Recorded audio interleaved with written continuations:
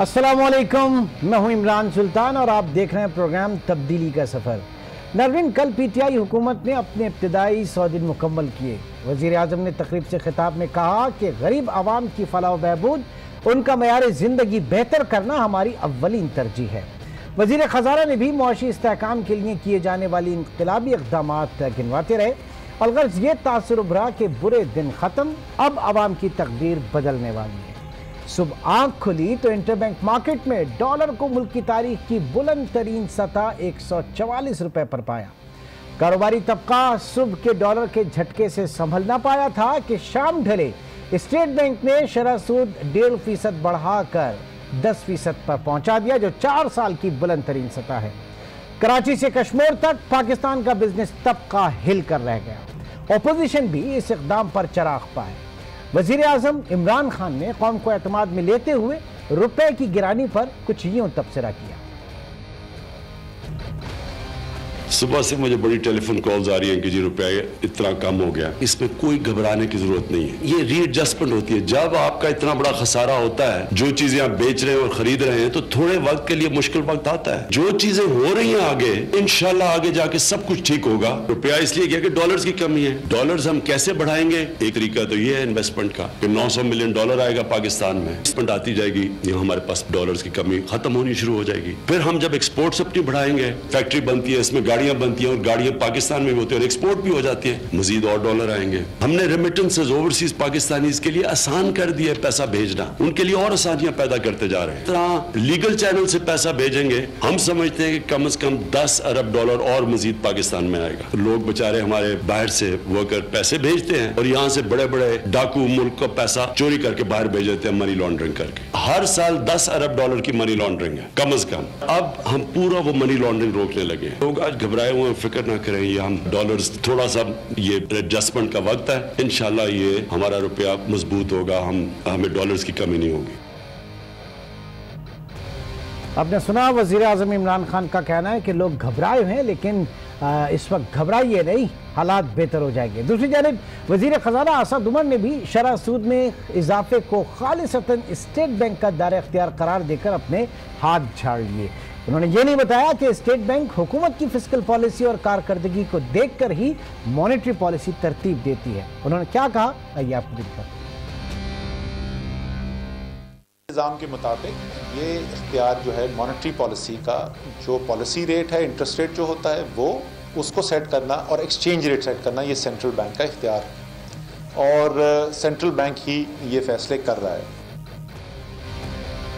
आज की इसी सूरत हाल पर बात करेंगे। अंजुम निसार, साबिक सदर Karachi chamber of commerce and industry, इस वक्त हमारे साथ कराची स्टूडियो में मौजूद है। अंजुम साहब, बहुत शुक्रिया हमें ज्वाइन करने का। आज का पूरा दिन कैसा रहा? पहले तो मजबूरी तौर पे सुबह 10 बजे से और रात।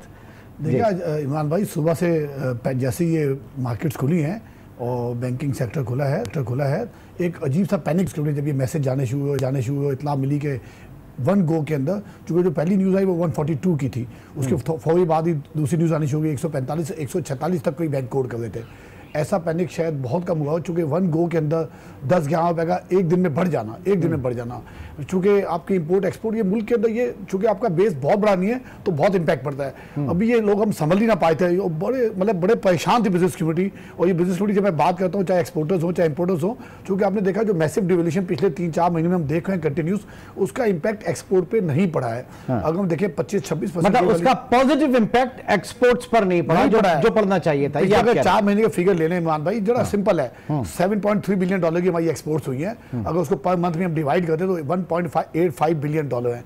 क्योंकि पिछले साल से भी हमारे एवरेज, अगर ये इसी एवरेज को हम लेके चलते हैं पूरा साल, क्योंकि हमारे पास एक्सपोर्ट्स के आइटम्स नहीं है, कोई सरप्लस नहीं है, कॉस्ट ऑफ डूइंग बिजनेस कम नहीं हो रही, इकोनॉमिक कंसर्न। यानी नवंबर 2017 से लेकर और आज तक एक साल 12 माह में हम देख रहे हैं कि 34% रुपया आपका डी वैल्यू हुआ, लेकिन उसके वो नताइज नहीं मिले जो in term of export proceeds हमें मिलने चाहिए थे, या हम समझ सकते थे कि मिल सकते हैं। जी, इसमें खाली देखिए तकरीबन नेट, अगर आप तो 30 को भी छोड़ दें, हम ये पिछले 3-4 महीने अगर ले डिवैल्यूएशन, तो जो डिवैल्यूएशन की गई है 20 से 25% के करीब, उसमें हमने नेट जो एक्सपोर्ट्स हमारी इंक्रीज हुई है वो 3% की हुई है। तो क्या ये डिसीजन लेना अच्छा था कि इतना मैसिव डेप्थ चढ़ा गया? अब डेप्थ के आप देख लें, खाली ये 2 डिवैल्यूएशन जो मैसिव हुई है उसके नतीजे में हमने कोई 1.7 यानी 1700 अरब रुपए का अपने पे कर्जा चढ़ा लिया है। अच्छा, डिवैल्यूएशन पे 1700 अरब रुपए मजीद कर्जा चढ़ा लिया है। ठीक। इसका इम्पैक्ट क्या है? यहाँ के ऑनरेबल जो चीफ जस्टिस साहब एक मुहिम चलाए थे, जो बहुत अच्छी मुहिम थी, अवेयरनेस की थी, जो डैम के लिए हमने तकरीबन 7 अरब पे जमा किया, 7 अरब। हाँ। और उसका जो हमने डैम बनाने थे 1600 बिलियन चाहिए थे, यानी खाली हमने पूरा डैम विद इन 3-4 मंथ्स, उसकी अगर यही पैसा वहां लग जाता, अपने पे कर्जा ना चढ़ाते, तो ये 1700 अरब अब कर्जा चढ़ाते चढ़ाते, और इसका नतीजा होगा जब कर्जा चढ़ता है इसमें हमने सूद भी अदा करना है। तो ना इसका एक्सपोर्ट पे सर, देखिए एक्सपोर्ट्स वहां काम करती है जब आपकी एक्सपोर्ट एनवायरमेंट हो, कंड्यूसिव एनवायरमेंट हो। यहाँ और हमारे यहाँ तो एक्सपोर्ट भी इंपोर्ट बेस्ड है ना भाई, आप तो रॉ मटेरियल इंपोर्ट करते हो तो फिर आप एक्सपोर्ट करने जाते हो जी। और इमाम भाई बड़ी अच्छी आपने असल बात देखिए, जो आपने 5 सेक्टर्स को देखिए, यहाँ खुदा ना खासा ये नहीं कि हम नेगेटिव बात करने आए। पीएम साहब ने आज आपने देखा एश्योरेंस दिलाई, फाइनेंस मिनिस्टर ने एश्योरेंस दिलाई, अच्छी बात है इस मौके पे आके लीडरशिप की बात करना, लेकिन जो ग्राउंड रियलिटी है वो डिफरेंट चीजें हमें देख रहे हैं। कल से कुछ मुख्तलिफ थी। कल जो 100 डेज में खिताब था प्राइम मिनिस्टर का, फाइनेंस मिनिस्टर का, बिलखुसूस इस हवाले से कि IMF में अब हम अपनी शराइत पर जाएंगे। जाहिर है कि ये किसी से भी आप पूछे कि IMF में जा रहे हैं, उसके लिए क्या तैयारी है, करेंसी डिवैल्यू करने की, एक्सचेंज रेट के हवाले से तो मेरे ख्याल से कोई दो राय नहीं होगी कि IMF जाने ही की तैयारी है। तो फिर अपनी शराइत क्या रही फिर हमारी? नहीं, शराइत भी नहीं है, बल्कि मैं आपसे एक बात देखिए, गवर्नमेंट का जो इकोनॉमी है इज द सीरियस थिंग। एक पॉलिटिकल बयानात होते हैं, इकोनॉमिक के बयानात। इकोनॉमिक को हमें बचाइए, चूंकि आज हम वैसे मैं अभी आपसे बात कर रहा हूँ, ले दे के हम साल जो एंड करेंगे 22 अरब डॉलर का यही ट्रेंड चलता था। अगर हमने 23 अरब भी कर लिया तो ये पिछले साल का भी एक्सपोर्ट 23 अरब डॉलर था। इतना मजीद कर्जा चढ़ा के अगर उसी चीज पे आ गए कि घूम के, वही कहते हैं ना गिलास थोड़ा जो बारह ने आज बात भी, तो अगर पॉलिटिक्स साइड रखते, एक साइड पे रख दे, लेकिन हमारे पास ऑप्शंस क्या है? ऑप्शन अगर ये है कि यही 5 जो सेक्टर्स हैं, इस पे हमने मैसिव, हमने इनको छूट भी दी है, देनी भी चाहिए थी, लेकिन नतीजा ये है कि हम अपनी एक्सपोर्ट्स नहीं बढ़ा सके। टेक्सटाइल की एक्सपोर्ट्स वहीं पे हैं 12-13 अरब डॉलर के करीब।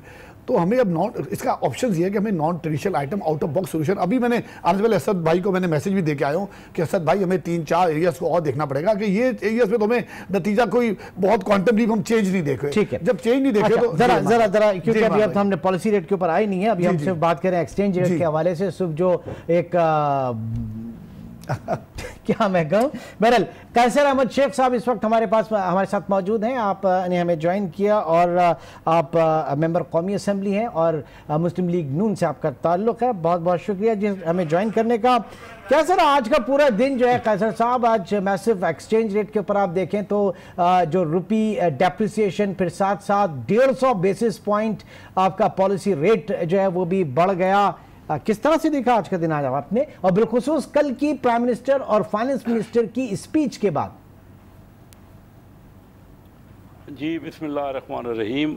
देखिए ना, बात यह है कि मैं फाइनेंस कमेटी में पिछले 5 साल वहाँ रहा और मैं चेयरमैन था फाइनेंस कमेटी का, और ये सारी मेरे साथ थे, असद उमर साहब भी और नवीद कमर और दूसरे सारे दोस्त। तो बात ये है कि मैं हैरान हूँ कि इनको पता भी था, ये तैयारी कर रहे थे कि ये हम नेक्स्ट गवर्नमेंट हमारी होगी, और ये शेडो फाइनेंस मिनिस्टर थे असद उमर साहब, तो इनकी तैयारी शायद नहीं थी, बिल्कुल तैयारी नहीं थी। क्योंकि देखिए ये इतना बड़ा डिवैल्यूएशन जो हुआ है, ये इनके दौर में ये 18 रुपया हो गया, इससे पहले इंटरिम गवर्नमेंट ने भी डिवैल्यूएशन किया। तो इतनी ज़्यादा महंगाई बढ़ जाएगी और इतना मुश्किलात हो रही हैं, और साथ साथ ये 150 बेसिक पॉइंट्स पॉलिसी रेट बढ़ा दिया गया, और ये पहली बार नहीं हुआ, इससे पहले 2 महीने पहले भी 100 पॉइंट बढ़ा दिया गया।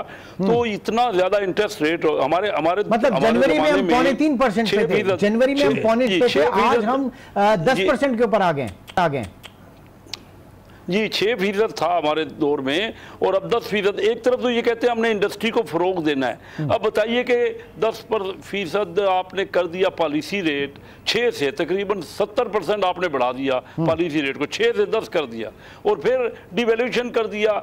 हमारे वक्त से हमने जब छोड़ा है तो उससे तकरीबन कोई 30 रुपए के करीब और बढ़ गया है डॉलर। तो अब ये हालात में मुझे बताए कौन इंडस्ट्री लगाए? कोई इंडस्ट्री लगा सकता है? जो कास्ट है इंडस्ट्री की वो बढ़ गई है। अच्छा सर, एक ये जो कहा जाता है कि हमें पता नहीं था, हमें ये तो पता था कि मौत खराब है, अच्छे नहीं है, लेकिन इतने संगीन है ये हमें हुकूमत में आने के बाद पता चला। तो आप क्योंकि फाइनेंस कमेटी के चेयरमैन रहे हैं और असद उमर साहब भी उस कमेटी में हुआ करते थे, तो चीजें तो आपके सामने ही होती होंगी ना सब, कोई नई चीज नहीं है जो आज हमारे सामने आ रही है, या कुछ नई चीजें हुकूमती नुमाइंदों पे खुली हैं? अभी कोई नई चीज़ नहीं है, और मैं समझता हूँ कि कई और चीज़ें थी जिससे, अगर देखिए ना, हमारा मेन पॉइंट क्या है कि हम अगर अपने मुल्क में फॉरेन इन्वेस्टमेंट को अट्रैक्शन के लिए माहौल बनाएं। देखिए ना, हमने क्या किया है, हमने शेयर मार्केट थी हमारे 90 अरब डॉलर की, उसकी जो कैपिटलाइजेशन थी हमारे दौर में, अब वो 65 अरब डॉलर हो गई है। तो अगर किया हुआ क्या कि उस पर जो पहले ही टैक्स था 30% उन तमाम इंडस्ट्रियों पे, और फिर जो कैपिटल वैल्यू जो हुआ उसका अलग हमने टैक्स लगा दिया, हमारे दौर में ही लगा। लेकिन ये अगर भी ठीक कर, देखिए ना, हम अपने माहौल को ठीक कर देते, ये टैक्स खत्म कर देते, बड़ा मुतालबा था, तो बाहर की अट्रैक्शन आती यहाँ फॉरेन इन्वेस्टमेंट की, और ये हमें जरूरत ही नहीं पड़ती कि इतनी ज्यादा ये 2-4 अरब के लिए हम धक्के खा रहे हैं। 2-4 अरब डॉलर। सर माजरत के साथ, आप लोग आते जाते खजाना बिल्कुल खाली छोड़ के गए थे, कर्जों के अंबार देके गए थे, हुकूमत का ऐसा कहना है, और जाहिर है कि उन कर्ज की अदायगी के लिए कर्ज चाहिए, कोई ये पुराने कर्जों की अदायगी के लिए नया कर्ज चाहिए। बिल्कुल सिंपल सी बात है। देखिए, मैं आपको बताऊं, जब हमारी हुकूमत आई 2013 में, तो उस वक्त 2 अरब डॉलर के रिजर्व थे, तो हम तो बहरहाल फिर भी 10 अरब डॉलर के करीब छोड़ के गए ना। और फिर रेवेन्यू उस वक्त क्या था, टैक्स जो रेवेन्यू था ना, ये फिगर्स हैं, इसमें कोई डिस्प्यूट नहीं है। FBR का रेवेन्यू था 1940 अरब रुपए 2013 में, हम 2018 में 3900 अरब तक छोड़ के गए, और ये कहते थे कि ये बहुत कम रेवेन्यू है, हम 7000 अरब लेंगे। ये 7000 अरब रुपए क्या रेवेन्यू करेंगे? जो इनका टारगेट है, इन्होंने 4400 अरब रुपए टारगेट रखा है, वो भी पूरा नहीं हुआ पहले क्वार्टर में। और अगर IMF इनसे कहती है कि वो टैक्स को 4700 अरब करो, लाजमी ये तो खुद कहते थे कि भाई बाहर से बहुत पैसा आएगा जब इनकी हुकूमत आ जाएगी, और अगर करप्शन, इनका कहना है कि हमारी हुकूमत ने बहुत करप्शन की और उसको रोका नहीं है। आप मुझे बताइए कि अगर कहीं भी इन 3-4 महीनों में कोई अगर करप्शन रुकी होती तो टैक्स बढ़ जाता ना, आमदनी बढ़ जाती। तो क्या हुआ, वो तो आमदनी उतनी भी नहीं हासिल हो रही जो कि हमारा टारगेट था, जो कि हमारी हुकूमत में जो बजट बना, और उसके बाद असद उमर साहब ने भी उसको कहा 4400 अरब रुपए का इन्होंने रेवेन्यू कहा। अभी उस क्वार्टर का जो टारगेट थे वो भी पूरे नहीं हुए। तो ये मुझे बताइए, कहाँ वो करप्शन जो हो रही थी पहले, वो कहाँ रुकी? और दूसरी तरफ इन्होंने कहा, मतलब आप ये कह रहे हैं कहाँ रुकी? और अगर तो इस वक्त आपका रेवेन्यू बेस जो है वो बढ़ चुका होता, आपका रेवेन्यू फिगर्स बढ़ चुके हैं। और दूसरा बात ये कहते हैं ऑस्टेरिटी, अगर कोई खर्चों में कमी आई होती, देखिए 3 महीने में खर्चे और बढ़ गए, हमारे जो एक्सपेंडिचर्स हैं वो हमारे टारगेट से और बढ़ गए, हमारा रेवेन्यू हमारे टारगेट से कम हो गया, हमारी जो ग्रोथ है, GDP ग्रोथ हम 5.8% छोड़ के गए थे, आज सारे वर्ल्ड बैंक कह रहा है, एशियन डेवलपमेंट बैंक कह रहा है कि 4 हो जाएगी। अब 4 आज तो स्टेट बैंक ने भी कह दिया, स्टेट बैंक ने भी आज कह दिया जी, ग्रोथ कम हो गई, टैक्सेशन कम हो गई, आपकी एक्सपोर्ट बढ़ी नहीं, डिवैल्यूएशन करके आपने आम आदमी की कमर को ही तोड़ दिया, इतनी ज़्यादा महंगाई कर दी है कि कमर। देखिए ना, हम जो कर रहे थे, मैं ये कहता हूँ कि एक्सपोर्ट का बढ़ना बहुत ज़रूरी है, लेकिन एक्सपोर्ट को आप इंसेंटिव दें ना। ये जो भी वैल्यू एडेड इंडस्ट्री है, जितनी भी इंडस्ट्री है, उस पर भी हम उनको तो सर बात यहाँ पे ये ठीक है, हम आते उस तरफ भी आते हैं। अंजुम निसार साहब, IMF के हवाले से जाहिर है कि IMF, आपकी इकॉनमी इतनी डिस्टर्ब है, इतनी इनडिसिप्लिन है कि IMF की जब बात की जाती है तो economy, IMF is the lender of the last resort, और IMF जब आपको आपकी इकोनॉमी का एक सर्टिफिकेट, हेल्थ सर्टिफिकेट देगा तो मल्टीलेटरल और बायलैटरल डोनर एजेंसीज जो है वो आपको कर्जा देंगी और अच्छे रेट्स के ऊपर देंगी, और IMF जो है आपकी पेइंग बैक कैपेसिटी जो है उसको अच्छा करने की कोशिश करेगा। यहाँ पे कोई हवा नहीं है IMF। बात सारी है कि हम IMF में जा रहे हैं या नहीं जा रहे हैं, और जा रहे हैं तो क्या अपनी शराइत पे जाएंगे? आज हम इस काबिल हैं कि हम अपनी शराइत पे जा सकते हैं? अंजुम निसार साहब, देखिए देखिए माना एक बात तो आपको बड़ा मैं क्लियर कर दूं, जो कि गवर्नमेंट शायद नहीं कर रही या क्या वजूहत है मुझे समझ नहीं आई। ये आज आपसे ये बात रिकॉर्ड कर ली, हमें IMF में लामहला तौर पे जाना पड़ेगा। जैसे कि आपने बात की, ये इट्स नॉट अबाउट कि हमें 6 बिलियन लेने या 7 बिलियन लेने या उससे मुल्क, और उसके जाने के बाद भी ये कोई गारंटी नहीं है कि हमारी ये करेंसी डिवैल्यूएशन रुक जाएगी, हमारी एक्सपोर्ट्स यक बढ़ जाएंगी। आज एक्सपोर्ट का जैसे आपने बात की, अब खाली 250 से 300 बिलियन के करीब हमारे एक्सपोर्ट से फंड पड़े हुए हैं। अगर एक्सपोर्ट्स बढ़ानी ही थी तो खुदा अभी खाली 8 से 10 बिलियन रिलीज किया गया है, यानी 250-60 बिलियन अभी भी गवर्नमेंट के पास एक्सपोर्टर्स का पैसा पड़ा हुआ है। तो आप कैसी एनवायरनमेंट क्रिएट करेंगे जब तक आपकी, चूंकि गवर्नमेंट खुद कहती है कि एक ही ऑप्शन है, हम भी कहते हैं कि एक ऑप्शन है मुल्क को आगे बढ़ाने की कि एक्सपोर्ट बढ़े, तो IMF के पास आपको जाना पड़ेगा। IMF से आप एक स्ट्रक्चरल सिस्टम में आ जाते हैं, फिर आपके जो दूसरे डोनर्स है IDP, ADP और जो फाइनेंशियल इंस्टीट्यूशन है वो आपकी, फिर वो आपको तब आपको दूसरी जगह से भी लोन मिलेंगे। तो ये आज जो यक दो जो मारें पड़ी है बहुत बड़ी मारें पड़ी हैं। और एक असल बात आपको बता दूं ईमान भाई, जो अगले 10 दिनों में 15 दिनों में जो महंगाई का तूफान आने वाला है, शायद एक आम आदमी को अंदाजा नहीं है। आपकी लेंटिल पल्सेस इंपोर्ट होती हैं, आपका पाम ऑयल इंपोर्ट होता है, तो ये जो महंगाई का, और फिर ये आपका ट्रांसपोर्टेशन, पेट्रोल आज हमने $50 के बावजूद जो $67 था, हमने आज 2 पैसे कमी करनी पड़ी थी, जो आवाम का आज बहुत प्रेशर बढ़ जाना था। लेकिन जब आप डिवैल्यू करते हैं, आपकी बिजली डॉलर में, आपका फर्नेस ऑयल की इंपोर्ट, आपका इंपोर्टेड कोल डॉलर, ये सब जो चीजें हैं जब आप डॉलर बेस में है, और या इंपोर्ट सब्स्टिट्यूशन भी आप जो चीजें देख ले, चाहे रॉ मटेरियल तक जैसे हमने भी बात की थी, तो ये महंगाई का वो तूफान है जो रुकने वाला नहीं है जब तक गवर्नमेंट कोई मेजर क्वांटम लीड डिसीजन नहीं लेगी। ये मैं समझता हूँ रिजेंटमेंट और बहुत अनसर्टेन, बिजनेस कम्युनिटी बहुत परेशान है। हमने बड़ी उम्मीदें लगाई थी, हम समझते थे गवर्नमेंट को जल्द से जल्द डिसीजन लेने चाहिए। डिसीजन हमेशा लेने चाहिए, डिसीजन कभी सही होते कभी गलत होते, लेकिन डिसीजन आपको लेने चाहिए। आज भी अगर गवर्नमेंट छुपाएगी कि हमने चाइना गए और हमने आज ये नहीं बताया, हमने UAE गए तो हमें बताना नहीं चाहते, हम यहाँ गए, तो ये चीजें जो है ये अनसर्टेनिटी में इजाफा करती हैं। से मालूम करते हैं, ज़ाहिर है कि वो असेंबली के अंदर है। यकीन है कि आपके जो दोस्त ममालिक हैं, जो अहबाब हैं, जो फ्रेंडली कंट्रीज हैं, वो आपसे कुछ ऐसी कंडीशंस रखें कि आप, हम आपकी हेल्प तो कर रहे हैं लेकिन आप किसी को बताइएगा नहीं, फिर हमारे दूसरे जो लैंडर है वो भी प्रॉब्लम करेंगे, क्या ऐसा मुमकिन है? पहली बात तो मैं बताइए ना, हम एक न्यूक्लियर कंट्री हैं। उसके अलावा ये देखिए ना, हम दोस्त ममालिक, मैं खुदा ना खास्ता मेरा आज बिज़नेस ख़राब हो जाता है, मैं अपने अजीज़ तरीन दोस्तों के पास भी जाऊंगा, वो मुझे एक आध बार थोड़ा बहुत दे देंगे। एक्चुअल तो मुझे अपने बैंक के पास, मुझे अपने कारोबार को ठीक करना है। तो हमें चाहिए दोस्त ममालिक को, हम जो भीख मांग रहे हैं इससे हमने अपनी इज़्ज़त नफ्स ख़राब कर रहे हैं। हमारे मुल्क की जो एक बहुत अहम मुल्क है, देखिए हम अपनी मार्केट को बेहतर करें। मैं तो आपसे कह रहा हूँ कि एक वक्त था कि हमारे यहाँ $8 अरब की डायरेक्ट फॉरेन इन्वेस्टमेंट होती थी, आज $1-2 अरब रह गई है। तो वो क्यों नहीं हम अपने मुल्क को बेहतर करें ना, ताकि बाहर के लोग यहाँ अट्रैक्ट हों। आज देखिए हमारी करेंसी जो है इंडिया से आधी होगी। आज इंडिया का $1 72 रुपये का है, 72 रुपीज़ का, और हमने 140 रुपये के करीब अपना डॉलर को कर दिया है। क्या इतना, जब मैंने कारोबार शुरू किया ना तो उस वक्त $4.75 डॉलर हुआ करता था, आज 140 कर दिया। क्या हमारी एक्सपोर्ट बढ़ी? सिर्फ डॉलर के डिवैल्यूएशन करने से दुनिया में इतनी डिवैल्यूएशन किसी मुल्क की नहीं हुई। मैं सारे दुनिया के मुल्कों में हम विजिट करते थे, जितनी ज़्यादा डेप्रिसिएशन हमने डॉलर की है, पाकिस्तान करेंसी की है, और जितनी ज़्यादा डिवैल्यूएशन हुई है दुनिया में कोई भी इंपॉर्टेंट मुल्क की ऐसी नहीं हुई। क्या? लेकिन हमारी एक्सपोर्ट सबसे कम है। आज कोरिया और हमारी एक्सपोर्ट एक जैसे थी 60s में, आज उनकी एक्सपोर्ट $550 अरब है, सर इस वक्त $23 है। आज सिंगापुर सुलेरी साहब ने हमें ज्वाइन किया, जरा उनके सामने भी रखते मामला। सर सुबह जब आपसे बात हो रही थी तो उस वक्त तो सिर्फ एक ही चोट पड़ी थी, और वो थी एक्सचेंज रेट के हवाले से, करेंसी डिवैल्यूएशन के हवाले से। शाम में जो है एक और टीका लगा, और वो टीका है 150 बेसिस पॉइंट का, शरह सूद 10% के ऊपर हो गई, 4 साल की बुलंद तरीन सतह। नाउ अब आप बताइए कि एक ऐसे माहौल में कि जब आप डबल डिजिट में पॉलिसी रेट में चले गए हो और एक्सचेंज रेट जो है वो आप तारीखी रुपए जो है गिरावट की तरफ है, मईशत कहाँ देख रहे हैं, किस तरह से इसको टैकल किया जा रहा है?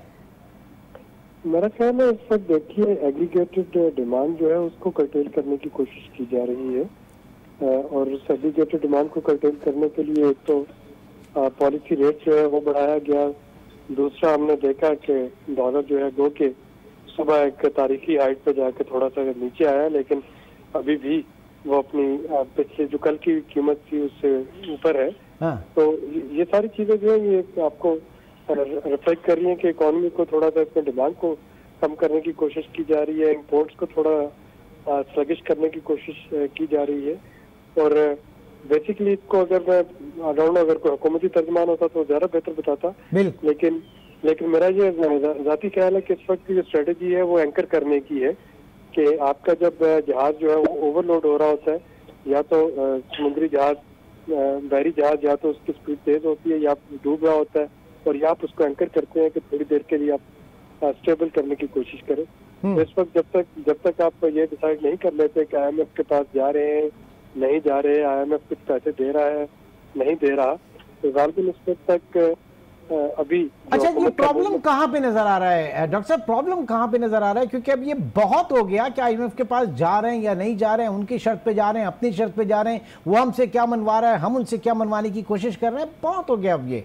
देखिए, प्रॉब्लम जो मुझे लगता है अगेन और बाहर बैठ के जो मैं देख सकता हूँ एक तजिया निगार के तौर पे, मेरा ये ख्याल है कि प्रॉब्लम है इमरान खान साहब की जो विजन है, उनका सोशल सेक्टर डेवलपमेंट का एजेंडा है, वो नहीं चाहते कि अपने वोटर्स को, अवाम को किसी किस्म की तकलीफ से गुजारें।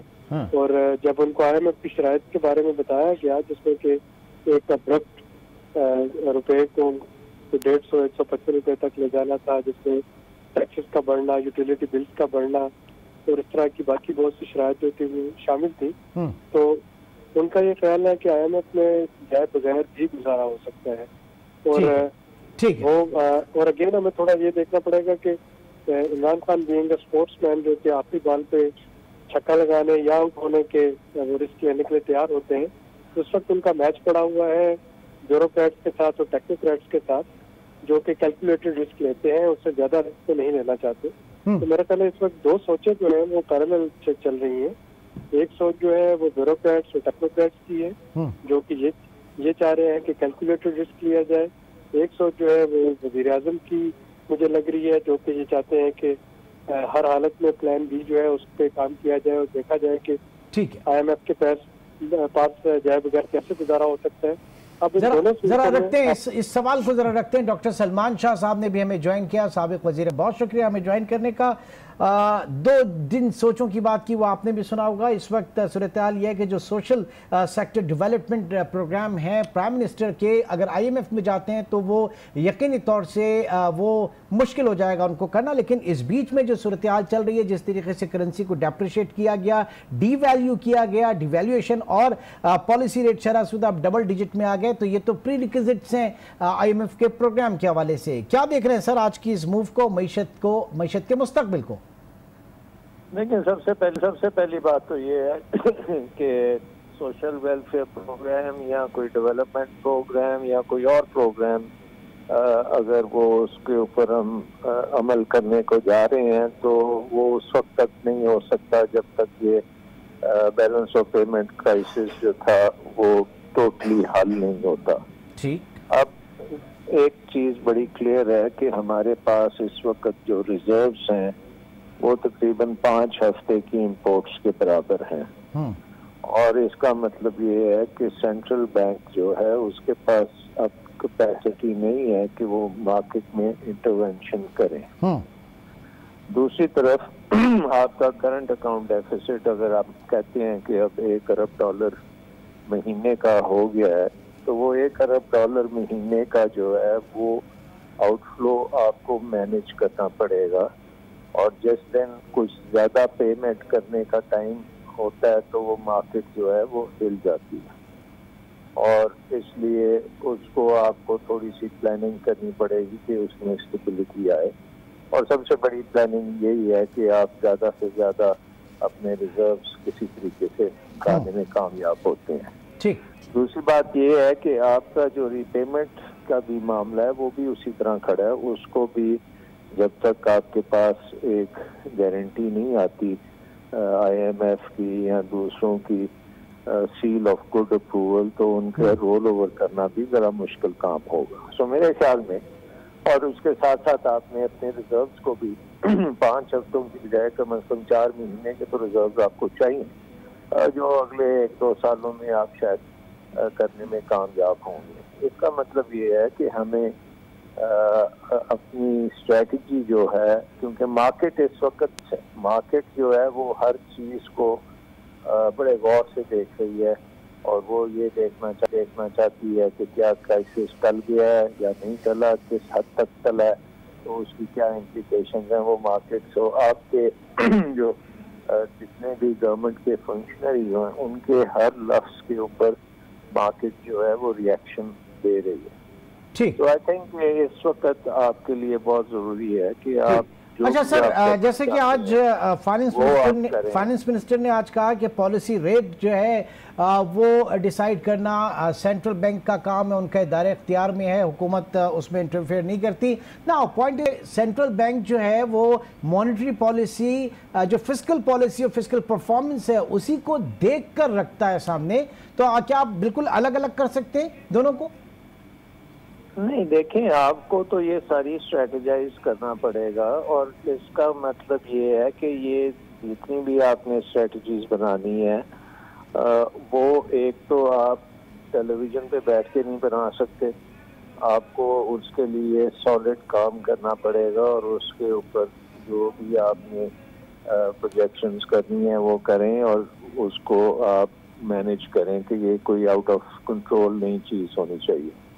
दूसरी चीज ये है कि IMF के साथ जो आपकी नेगोशिएशंस चल रही हैं या खत्म हो गई हैं, या उसको आप जब ये कहेंगे कि हम अपने मर्जी का प्रोग्राम करेंगे तो उसका मतलब ये मार्केट लेती है कि प्रोग्राम नहीं होगा, और जब मार्केट ये देखती है कि प्रोग्राम नहीं होगा तो वो बड़ी जितवी हो जाती है और वो फिर एक स्पेकुलेटिव भी अटैक आपके ऊपर पड़ना शुरू हो जाता है। सो इस वक्त एक तो ये है कि आपकी पेमेंट्स खासी ड्यू होती हैं, उनको पे करने के लिए आपने इंतजाम मुकम्मल नहीं किए हुए, उसको मुकम्मल करने की जरूरत है। दूसरी ये है कि मार्केट में जिटरीनेस को भी खत्म करने की जरूरत है और इसलिए आपको इस किस्म के बयान देना कि हम IMF की टर्म्स नहीं एक्सेप्ट करेंगे एटसेट्रा एटसेट्रा, ये मेरा ख्याल है जरा हमें मिनिस्ट्री ऑफ फाइनेंस को ये नहीं करता, उनका नहीं होना चाहिए।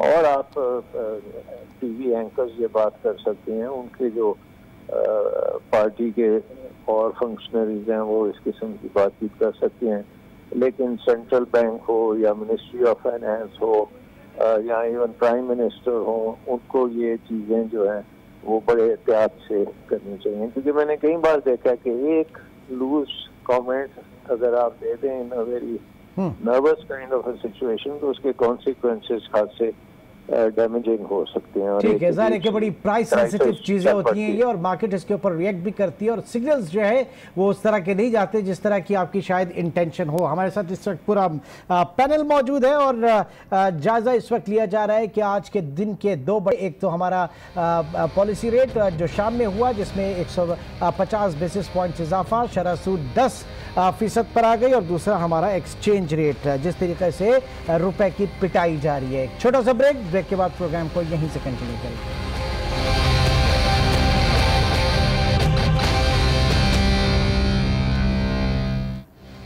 Welcome back. इस वक्त डिस्कशन जारी है पाकिस्तान की इकॉनमी को लेकर। हमारे इकोनॉमिक मैनेजर्स जो हैं और उनकी कारकर्दगी, उनका विजन इस वक्त क्या है, यही हम जानने की कोशिश कर रहे हैं। पूरा पैनल इस वक्त हमारे साथ मौजूद है। कैसर अहमद शेख साहब, आपसे जानना चाहूँगा कि जो खान साहब का इस वक्त सोशल सेक्टर डेवलपमेंट का जो प्रोग्राम है, स्पेशली जो 1 करोड़ जॉब्स के हवाले से उन्होंने बात की, या 50 लाख घरों की तामीर। अब ज़ाहिर है 50 लाख घरों की तामीर की जब वो बात करते हैं तो हुकूमत उसमें पैसा इन्वॉल्व नहीं करेगी, हुकूमत उसमें फंड्स फराहम नहीं करेगी, एक्सपर्टीज देगी। फंड्स जो हैं वो मार्केट के लोग आएंगे, कमर्शियल बैंक्स आएंगे, बाहर से इन्वेस्टर्स आएंगे। तो मेरा सवाल ये है कि IMF प्रोग्राम में आप जाएं या ना जाएं, आज 10% पे तो आप पहुंच गए शरह सूद पे, इसमें और भी इनबिल्ट होगी, तो क्या 12, 13, 14, 15% के ऊपर मुमकिन होगा वो सस्ते घर वाला जो एक जो अज़्म है वो आपको नजर आ रहा है, वर्केबल सोल्यूशन नजर आ रहा है? ये देखिए, इस वक्त जो बजट का डेफिसिट, जो फिस्कल डेफिसिट है, वो हमारे वक्त में कौमी आमदनी का 4% था, वो अब 6% तक चला गया है। वो बहुत बड़ा खसारा बढ़ गया है और जो IMF का मेन मुतालबा यही है कि अपने फिस्कल डेफिसिट को आप कम करें। वो करंट जो आपका डेफिसिट है जो करंट अकाउंट में, उससे भी ज़्यादा उसको जोर दे रहे हैं कि आप अपने बजट को बैलेंस करें। तो जब ये बजट में हमारे पास फंड्स ही नहीं है, रेवेन्यू हमारा कम हो गया है हमारे टारगेट से, और वो कह रहे हैं, देखिए ना, यही कहते थे कि 7,000 अरब रुपए हम करेंगे और ये पॉसिबल है। देखिए इंडिया में उनकी कौमी आमदनी का जो टैक्स है वो 16% है, हमारे यहाँ 12% है। अगर उसके ऊपर वर्क करते, अगर अपनी इकानमी को बेहतर, तो टैक्स बढ़ सकता था। खर्च में ये कहते हैं जी हम ऑस्टेरिटी करेंगे तो हो सकती थी, लेकिन ये तो हमारा बजट का खसारा बढ़ रहा है। तो ये क्या इनके पास मौका ही नहीं है कि ये कहें कि हम घर बनाएंगे या हम जॉब्स देंगे? जब कौमी आमदनी की नमू ही कम हो जाएगी, जब जीडीपी ग्रोथ ही कम हो जाएगी, वो 5.8 लास्ट ईयर हमने की और अगला टारगेट हमारा 6% था, ये 4% तक आ गए। तो 2% जो कमी है वो तकरीबन 700 अरब रुपए की कमी है। आमदन लोगों के जेब में पैसा ही कम आएगा।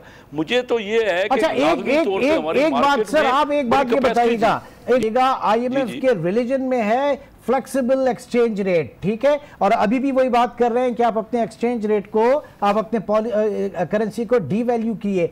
ये डार साहब ने क्या गिदड़ सिंह की उनको सुंघाई थी कि वो 4 साल तक 105 के ऊपर पकड़ के रखा हुआ था और IMF जो है कुछ नहीं कहता था उन्हें।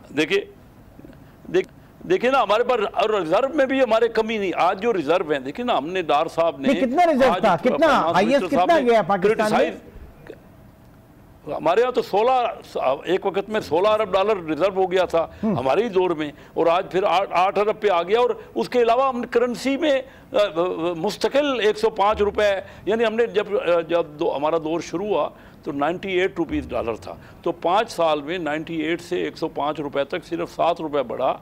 ये 3 महीने में 18 रुपए तो बढ़ा चुके हैं ये। और वजह ये थी, मैं आपको बताऊं ना, नहीं सर, कहा यह जाता है कि आप लोगों ने आर्टिफिशियली होल्ड किया हुआ था, वो अब हमें प्रॉब्लम कर रहा है। क्या आर्टिफिशियली होल्ड किया होता? हमारे यहाँ रेवेन्यू बढ़ रहा था, हमारे एक्सपेंडिचर्स कम हो रहे थे। हम जो डेवलपमेंट हमने 1,000 अरब रुपए रखी थी इस बजट के लिए, इन्होंने उसको भी कम कर दिया 6.5। जब डेवलपमेंट ही नहीं होगी, देखिए ये पता नहीं, असल में इनकी तैयारी नहीं है, इनका होमवर्क नहीं है। मैं कहता हूँ कि इस वक्त हमारी मार्केट में बहुत कैपेसिटी है। मैं मामूली सी बात आप समझिए ना, 90 अरब डॉलर तक हमारी स्टॉक एक्सचेंज की कैपिटलाइजेशन चली गई थी, आज वो 65 अरब डॉलर है। 25 अरब डॉलर का तो यहाँ फ़र्क है।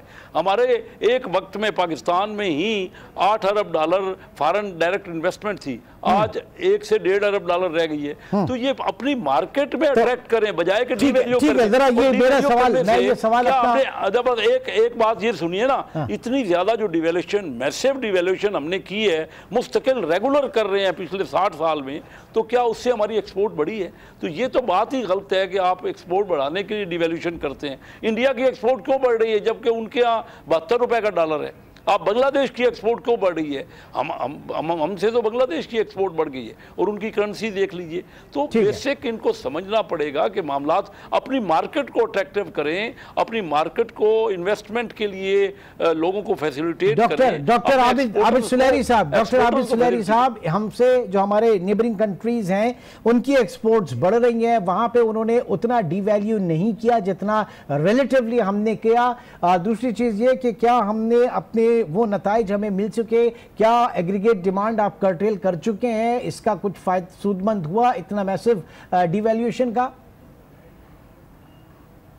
एक्सपोर्ट्स में शेख साहब बिल्कुल ठीक फरमा रहे हैं, सिर्फ एक्सचेंज रेट मैटर नहीं करता, आपकी क्वालिटी ऑफ प्रोडक्ट्स, आपकी competitiveness, cost of production, productivity, बहुत से फैक्टर्स मैटर करते हैं। और अगर हम इस वक्त मुरव्वजा इंडेक्स देखें तो तकरीबन हर इंडेक्स पे पाकिस्तान जो है वो अपने हमसाया ममालिक से नीचे है, बांग्लादेश, इंडिया, श्रीलंका से। तो शेख साहब बिल्कुल दुरुस्त फरमा रहे हैं कि सिर्फ डेप्रिसिएशन से एक्सपोर्ट नहीं बढ़ेगी, लेकिन यहाँ पे बसद एहतराम, और शेख साहब मेरे बड़े मेहरबान दोस्त हैं, थोड़ा सा मैं इख्तिलाफ करता हूँ। वो ये है कि रुपए को स्टेबल उस सूरत में रखा जा सकता है जब डॉलर आपके अपने हो, या तो आपके डॉलर हो इन्वेस्टमेंट से, या डॉलर हो एक्सपोर्ट से, या डॉलर हो रेमिटेंसेस से। अगर इन तीनों सूरतों से डॉलर नहीं है, बारूद मनी है, तो फिर रुपए को स्टेबलाइज करने के लिए स्टेट बैंक इंटरवेंशन जो है वो आपके बैलेंस ऑफ पेमेंट को डायरेक्टली इफेक्ट करती है।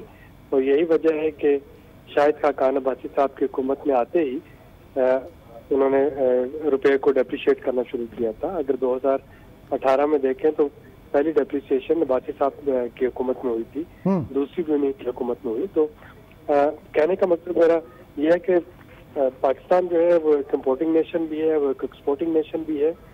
यकीनन एक्सपोर्ट जो है वो सिर्फ रुपये की कीमत कम करके नहीं बढ़ाई जा सकती, लेकिन बैलेंस ऑफ पेमेंट इंप्रूव करने के लिए, इंपोर्ट्स को कर्टेल करने के लिए शायद आपको रुपये की कीमत कम करना पड़ती है, या अगर आपके फॉरेन एक्सचेंज रिजर्व ना हो तो उनको प्रिजर्व करने के लिए आपको रुपये की कीमत जो है वो कम करना पड़ती है। देखिए मतलब आज की जो सिचुएशन है, अगर आपके पास टोटल 1.5 महीने का इम्पोर्ट बिल देने के लिए डॉलर है तो अब आपकी चॉइस है कि या आप उससे 1.5 महीना इम्पोर्ट कर लें या आप उसको मार्केट में, ओपन मार्केट में पंप कर दें और रुपये को वापस 100 रुपये पर डॉलर पे ले जाएं। तो ये तो डिमांड और सप्लाई का रूल है। तो यकीनी तौर पे हुकूमत को डॉलर जनरेट करना होंगे तो तभी रुपया मुस्तहकम होगा। अंजुम साहब किस तरह से अब कितना जो स्ट्रेस है इस वक्त हमारे इंपोर्टर्स के ऊपर, और जाहिर है कि एक्सपोर्टर्स जो हैं उनको भी वो फायदा नहीं मिल रहा, और जो उनको जो प्रॉफिट, विंडफॉल प्रॉफिट भी होता है, उनके बायर्स जो हैं वो बाकायदा क्लेम करते हैं, कट क्लेम करते हैं। जी, जैसे डिवैल्यूएशन होती है इमरान भाई, उनको इल्म होता है आज की दुनिया एक जैसे हम कहते हैं ग्लोबल विलेज है, तो उनके मैसेज आ जाते हैं कि जी आपकी इतनी डिवैल्यूएशन हुई, आप प्राइस उतनी।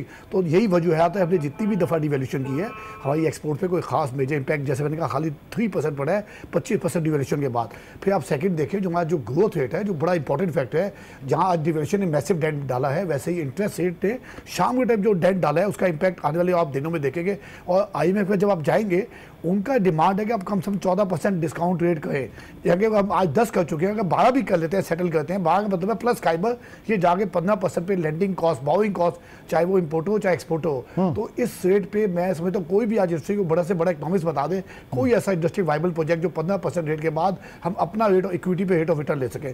फिर सेकेंडली जो हमारे PM साहब की जो बहुत अच्छी बात है, वो चाहते हैं कि जॉब्स क्रिएट हो या हाउसिंग बने। हाउसिंग सेक्टर को जो मौजूदा कंटेटिव से आप भूल जाए कि हम किसी भी तरीके से चंद लाख घर भी अगले 5 साल में बना पाए तो बहुत बड़ा मैं सकता हूँ अचीवमेंट होगा। वी मस्ट अप्रिशिएट दैट अगर बना सकते हैं गवर्नमेंट। जो PSDP है, जो हमारा ग्रोथ डेवलपमेंट प्लान है, जो 800 बिलियन के करीब था, जो एलोकेट किया था, उसको हमने कट किया है, 30% कट किया कि 240 बिलियन 800 से कट करके कोई 650 बिलियन पे या 660 पे लाए हैं।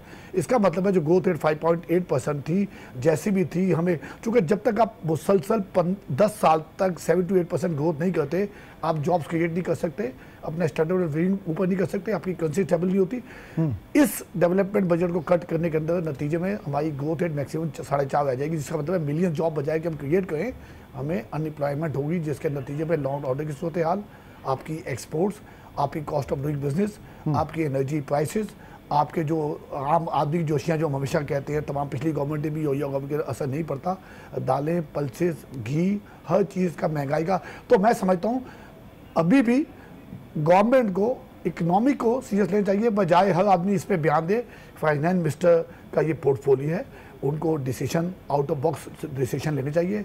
एक्सपोर्ट और रेमिटेंस आज दोनों, ईमान भाई की मैं बात बुलाऊँ, दोनों मिला के 20 बिलियन के करीब आपकी रेमिटेंस, 23-22 अरब के करीब यानी 43 बिलियन इंपोर्ट कर्टेल करने के बावजूद आपकी 60 बिलियन के करीब रही। अगर पेट्रोल ये 50-55 के दरमियान रहता है, उसके बावजूद अगर 15 बिलियन का गैप होगा, आप IMF से 6 बिलियन का पैकेज देते हैं, तब भी आपकी करेंसी पे प्रेशर रहेगा।